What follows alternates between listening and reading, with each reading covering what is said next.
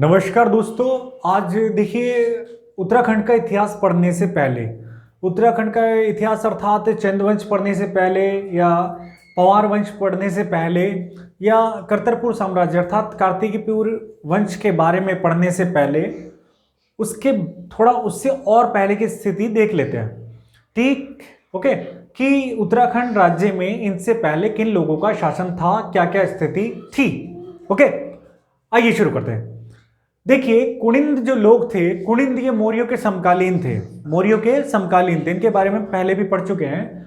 जो कुनिंद है, इन लोगों ने 3री से 4ठी शताब्दी तक शासन किया। कुनिंद लोगों ने 3री से 4ठी शताब्दी तक ये शासन करते रहे इस क्षेत्र में। अगर आपसे पूछा जाए उत्तराखंड पर राज करने वाली प्रथम राजनीतिक शक्ति कौन थी, तो आपका उत्तर होना चाहिए कुनिंद। ओके, क्या उत्तर होना चाहिए? रिप्लाई कीजिए यस, कुनिंद। और कालसी जो अभिलेख है देहरादून में जो मिला है वहां से, तो उसमें साफ साफ लिखा है कि मौर्यों के अधीन कुनिंद लोग थे। जो कुनिंद शासन था वो था मौर्यों के अधीन। ओके, और इसके बाद प्रयाग प्रशस्ति जो समुद्रगुप्त की है, उसमें भी लिखा है कि जो करतरपुर राज्य है, करतरपुर राज्य को गुप्त राज्यों की उत्तरी सीमा पर अधीन राज्य बताया गया है। यानी कि कालसी में बताया कुनिंदों को अधीन, और उसके बाद किसको बताया है? करतरपुर राज्य को। किसके अधीन? गुप्तों के अधीन। संभवतः कुनिंद बहुत लंबे समय तक शासन इन्होंने किया। भले ही ये 4ठी शताब्दी तक समाप्त हो गए हों, लेकिन समाप्ति का मतलब ये नहीं कि सारे कुनिंद समाप्त हो गए। इनका कुछ एक छोटे क्षेत्र पर फिर भी ये अधिकार बना रहा, या जिनके अधीन रहे ये उनके सामंत बन गए। ओके, तो इनका अस्तित्व लास्ट तक भी रहा, और संभवतः इन्हीं लोगों ने कार्तिकेयपुर वंश की जो है स्थापना की, कार्तिकेयपुर राज्य की स्थापना की। तो टॉलमी इनके बारे में कहता है, जो कुनिंद लोग हैं, कुनिंद या पुलिंद कहिए, ये गंगा, यमुना और व्यास के ऊपरी क्षेत्रों में रहते थे। गंगा, यमुना और व्यास के ऊपरी क्षेत्रों में रहते थे। और इनमें जो सबसे शक्तिशाली जो शासक था उसका नाम था अमोघ भूति। अमोघ भूति, इसकी मृत्यु हुई 1ली शताब्दी ईसा पूर्व के आसपास। और इसका एक सिक्का भी, इसका मुद्रा मिली है, मुद्राएं मिली हैं इसकी, और मुद्रा इसकी व्यास नदी से लेकर अलकनंदा तक मिली हैं। तांबे की भी मिली हैं, चांदी की भी मिली है। Cu मतलब कॉपर, Ag मतलब चांदी। साइंटिफिक लैंग्वेज लिखिए, साइंस वाले बच्चे समझ जाएंगे आराम से। तो व्यास नदी से अलकनंदा नदी तक तांबे की और चांदी की मुद्राएं मिली हैं। और इसकी मुद्रा पर, एक मुद्रा पर देखा गया इसकी, ये लिखा है, एक तो देवी की मूर्ति बनी है, मृग बना है, और उस पर लिखा है राज्ञ कुनिंदस अमोघ भूतिस महाराजस। और भाषा कौन सी? प्राकृत। ओके, भाषा कौन सी थी? यस, प्राकृत। तो कुनिंद प्रथम राजनीतिक शक्ति थे, मौर्यों के अधीन थे, कालसी अभिलेख से पता चलता है। सबसे शक्तिशाली राजा अमोघ भूति था। 1ली शताब्दी ईसा पूर्व में इनकी मृत्यु हो गई। ओके, और प्रयाग प्रशस्ति में भी लिखा है समुद्रगुप्त की कि करतरपुर राज्य गुप्तों के अधीन था उत्तरी सीमा पर। अब आ जाइए शक। देखिए, कुनिंदों के बाद कुनिंद कमजोर हुए तो शकों ने अटैक किया इस क्षेत्र में, और शकों ने जो इस क्षेत्र के जो मैदानी क्षेत्र है वहां पर अधिकार कर लिया। और इसकी पुष्टि इससे होती है कि एक तो कुमाऊं में शक संवत प्रचलन में है। ओके, और कटारमल का सूर्य मंदिर जो कि अल्मोड़ा में है, कोसी नदी के पास, तो किसके इष्ट देव थे? शकों के। तो इससे पता चलता है कि यहां पर शकों का आधिपत्य रहा। शकों के बाद जो है कुषाण आए। कुषाण 1ली शताब्दी के आसपास तराई क्षेत्र वाले जो तराई वाला, यानी कि आप कहिए जो ये उधम सिंह नगर वाला क्षेत्र है, या पौड़ी गढ़वाल का जो दक्षिणी क्षेत्र है, या जो ये हरिद्वार वाला जो क्षेत्र है, ठीक है, इसमें जो तराई वाले क्षेत्रों में इनका आधिपत्य स्थापित हो गया। और इसकी पुष्टि होती है, इनके अवशेष मिले हैं कहां से? वीरभद्र से, वीरभद्र नामक स्थान से, मोरध्वज नामक स्थान से, गोविषाण नामक स्थान से। तो वीरभद्र जो स्थान है जहां से इनके अवशेष मिले हैं, वीरभद्र है ऋषिकेश में, आपको याद करना है, वीरभद्र ऋषिकेश। ओके, मोरध्वज कोट द्वार के पास है, यहां से मुद्रा लेख मिले हैं। गोविषाण काशीपुर में है, गोविषाण काशीपुर में। ये प्रश्न पूछे जाते हैं, कई कई बार पूछे गए हैं। ओके, तो इनके साक्ष्य इससे मिलते हैं। इसके बाद योद्धे आए और ये कुनिंदों के समकालीन थे। योद्धे भी मौर्यों के समकालीन थे, ठीक है, उनके अधीन सामंत रहे होंगे। तो ये युद्ध में बहुत ही कुशल थे, इसलिए इनका नाम योद्धे पड़ा। तो योद्धे भी मौर्यों के समकालीन थे, कुनिंद भी मौर्यों के समकालीन थे। तो दोनों संभवतः आपस में समकालीन रहे। जब कुनिंद इस क्षेत्र में कमजोर हुए तो योद्धों ने अटैक किया और इनके जो पुष्टि होती है, इनके अवशेष मिले जो हैं जोनसार बाबर क्षेत्र से और कालू डांडा मतलब ये डांडा मतलब जंगल को बोलते हैं, जंगल, कालू का डांडा जंगल मतलब घना जंगल, ठीक है। तो पौड़ी गढ़वाल क्षेत्र में है ये, और ये जोनसार बाबर क्षेत्र में, यहाँ से इनकी मुद्राएं मिली है। और देहरादून के बाड़वाला से, ठीक है, यज्ञ वेदिका मिली है। और ऐसा कहा गया है कि जो ये यज्ञ वेदिका है ये शीलवर्मन ने इसका निर्माण कराया। कुछ इतिहासकार जो हैं शीलवर्मन को योद्धे बोलते हैं, कुछ इसको कुनिंद बोलते हैं। ओके, इनके बाद आए 5वीं शताब्दी में यहाँ पर नाग, ठीक है, यानी कि जो पिथौरागढ़ वाला जो क्षेत्र है, इस क्षेत्र से आए नाग लोग। यहाँ नाग मंदिर भी आपको मालूम है, पिथौरागढ़ में बहुत सारे नाग मंदिर हैं। और इस क्षेत्र पर इन्होंने पिथौरागढ़ से आगे तक इन्होंने अधिकार कर लिया। 5वीं शताब्दी में आए और इन्होंने कुनिंदों को समाप्त कर दिया। कुनिंदों को समाप्त करने का मतलब अभी भी ये नहीं है कि सारे कुनिंद समाप्त हो गए, वो क्या हो गए, अधीन हो गए, ठीक है, अधीन सामंत बने रहे। 6ठी शताब्दी में क्या हुआ, मोखरी थे, मोखरियों ने नागों पर अटैक किया और उत्तराखंड पर अधिकार कर लिया। और जो हर्षवर्धन के जो बहनोई थे, जीजा थे, ग्रह वर्मा, इनकी जब हत्या हो गई तो यहाँ का शासक कौन बना, हर्षवर्धन बना। कौन बना, हर्षवर्धन बना। और जो हर्षचरित है, हर्षचरित में लिखा गया है कि हर्षवर्धन ने एक पर्वतीय राजकुमारी से विवाह किया था।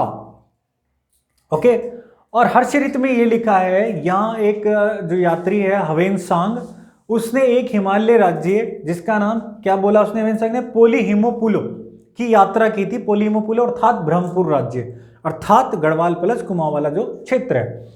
और ये जो क्षेत्र था बौद्ध धर्म के लिए प्रसिद्ध था, 5 बौद्ध विहार भी थे यहाँ पर। और हवेनसांग ने एक कथन बोला है कि भगीरथी नदी के पास एक शहर है और जिसका नाम हरिद्वार है, और वो 20 ली माप के घेरे में है, चीनी माप है, चीनी मेजरमेंट 20 ली माप के घेरे में। तो अगर ऐसा कथन आ जाए 20 ली माप के घेरे में है हरिद्वार भगीरथी नदी के पास, किसने कहा, यस, हवेनसांग ने। ओके, एक बार दोबारा देखते हैं। देखिए, कुनिंदों के बाद कौन आए, यस, शक आए। कैसे पता चला, कुमाऊं में शक संवत का प्रचलन से पता चला, और सूर्य मंदिर से पता चला, कटारमल में है, अल्मोड़ा में, कोसी नदी के पास है। इसके बाद कुषाण आए 1ली शताब्दी में, वीरभद्र, मोरध्वज, गोविषाण से इनके अवशेष मिले। उसके बाद योद्धे आए, जोनसार बाबर, कालू डांडा, यज्ञ वेदिका मिली है। उसके बाद नाग आए, नाग मंदिर बहुत सारे हैं, तो संभवतः नागों ने शासन किया क्षेत्र में। फिर मोखरी आए, नागों को हरा दिया, यहाँ पर अधिकार कर लिया, और इसी के समय हवेनसांग। ओके, और इसके बाद हवेनसांग की मृत्यु हो जाती है 647 इससे ईसा पूर्व में, और इसके बाद इस क्षेत्र में अराजकता की स्थिति हो जाती है। ओके, और उसके बाद किसकी स्थापना होगी, यस, करतरपुर साम्राज्य की, कार्तिकेयपुर। उसके बाद चंदवंश और पवार वंश। ठीक है, तो एक बार फिर मैं आपसे क्वेश्चन पूछ रहा हूं, आप रिप्लाई कीजिए। ओके, पक्का हो जाएगा, आपको स्ट्रांग हो जाएगा। उत्तराखंड पर राज करने वाली पहली राजनीतिक शक्ति बताइए जरा। यस, कुनिंद। कुनिंदों का सबसे शक्तिशाली शासक, यस, अमोघ भूति। यस, किस अभिलेख में लिखा है, या किस अभिलेख में लिखा है कि जो ये उत्तराखंड वाला जो क्षेत्र यानी कि जो कुनिंद है वो मौर्यों के अधीन थे। यस, कालसी अभिलेख में, वेरी गुड, शिलालेख भी कह सकते हैं। प्रयाग प्रशस्ति में क्या लिखा है, बोलिए जरा, रिप्लाई कीजिए। यस, करतरपुर जो साम्राज्य है वो गुप्तों के अधीन था। ओके, ठीक। इसके बाद कौन आए, शक आए। कैसे पता, कैसे, कहां पुष्टि कैसे होती है, बताइए जरा। Yes, very good, very good, बहुत बढ़िया। ठीक है, एक तो सूर्य मंदिर मिला है कटारमल अल्मोड़ा में, किस नदी के पास, यस, कोसी नदी के पास, और ये शक संवत का प्रचलन। कुषाणों के क्या साक्ष्य मिले बताइए जरा। यस, वीरभद्र, गोविषाण, वीरभद्र, मोरध्वज, गोविषाण, बहुत अच्छे। इसके बाद योद्धा है, साक्ष्य बताइए कैसे पता चलता है। Yes, very good, Jaunsar Babar वाला जो क्षेत्र है और कालू का डांडा और यज्ञ वेदिका, ओके, उस से पता चलता है, शील वर्मा। फिर नाग आए, नाग मंदिर बहुत सारे हैं पिथौरागढ़ की तरफ।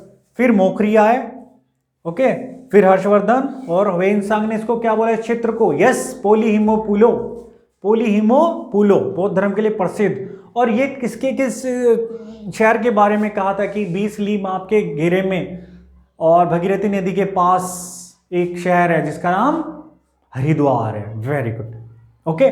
देखिए, तो जो उसमें आपको फैक्ट्स मिले हैं, फैक्ट्स, ठीक है, तो आपको फैक्ट्स क्या मिले हैं। एक तो पहली राजनीतिक शक्ति, ओके, उसके बाद क्या मिले हैं, उसके बाद ये मिला है अमोघ भूति, ओके, उसके बाद प्रयाग प्रशस्ति वाला, ओके, और उसके बाद अगर आप कहें तो क्या, यस, कटारमल का सूर्य मंदिर, ओके, उसके बाद ये वीरभद्र, मोरध्वज, गोरभिषाण, ये आपको फैक्ट्स मिले।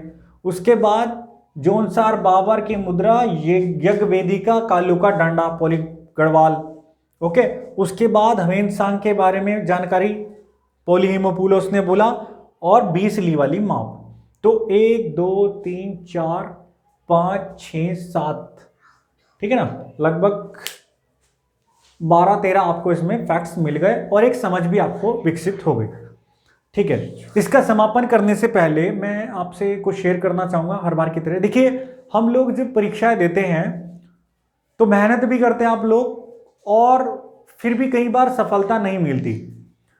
तो कई बार उसका रीज़न ये होता है कि हम लोग क्या करते हैं, बहुत स्ट्रॉन्ग हम उसको नहीं करते, किसी भी फैक्ट्स को या किसी भी बात को हम बहुत स्ट्रॉन्ग नहीं करते, और वहाँ क्या है, उसको फिर क्या होते हैं, परीक्षा में कंफ्यूज होते हैं, ये वाला सही है, ये वाला, अरे नहीं यार ये वाला पढ़ा, अरे यार नहीं ये वाला पढ़ा, तो फिर हमारी मिस्टेक हो जाते हैं। पढ़ते भी हैं, मेहनत भी करते हैं, लेकिन आत्मसात होकर उसको स्ट्रांग नहीं करते, उसको पक्का नहीं करते। तो उसके लिए आपको क्या काम करना है, जितना भी आप पढ़ें उसको सॉलिड पढ़ें, बिल्कुल सॉलिड, ओके। जैसे अगर यज्ञ वेदिका शीलवर्मन की है तो शीलवर्मन की ही है, बस, फिर कोई कंफ्यूजन नहीं होना चाहिए आपको। यज्ञ वेदिका किसने निर्माण किया, शीलवर्मन ने, तो शीलवर्मन ही होना चाहिए। अगर वीरभद्र ऋषिकेश है तो ऋषिकेश ही आपको याद होना चाहिए, बिल्कुल solid, no confusion. Virbhadra Rishikesh, Virbhadra Rishikesh ही होना चाहिए आपको, किसी भी तरह से इसको स्ट्रांग करना है, कोई कंफ्यूजन नहीं रखना। मोरध्वज अगर कोट द्वार में है तो मोरध्वज कोट द्वार में ही है, यहां से मुद्रा लेख मिला है तो मुद्रा लेख ही मिला है, आपको बिल्कुल क्लियर होना चाहिए, you should be very very clear. Govishan Kashipur में तो गोविषाण काशीपुर में ही है, ऐसे नहीं करना है कि एक बार आपने इसको पढ़ लिया, वीरभद्र ऋषिकेश, मोरध्वज कोटद्वार, गोविषाण काशीपुर और कहानी खत्म, नहीं, आपको उसको समय देना है, सॉलिड करना है उसको, तभी आपको सफलता मिलेगी, ओके। तो मैं आशा करता हूं कि आप जो भी पढ़ेंगे आप उसको सॉलिड पढ़ेंगे, चाहे किसी भी वीडियो से पढ़ें, किसी भी बुक से पढ़ें, कहीं से पढ़ें, लेकिन जितना पढ़ें आप उसको सॉलिड। जल्दी बहुत ज़्यादा पढ़ने से अच्छा है आप लिमिटेड पढ़ें, अच्छा पढ़ें और बिल्कुल उसको स्ट्रॉन्ग करें, ओके। तो समापन करते हैं आज के डिस्कशन का, नेक्स्ट वीडियो में मिलते हैं नेक्स्ट विषय के साथ। तो इसी के साथ नमस्कार और जय हिंद, जय भारत।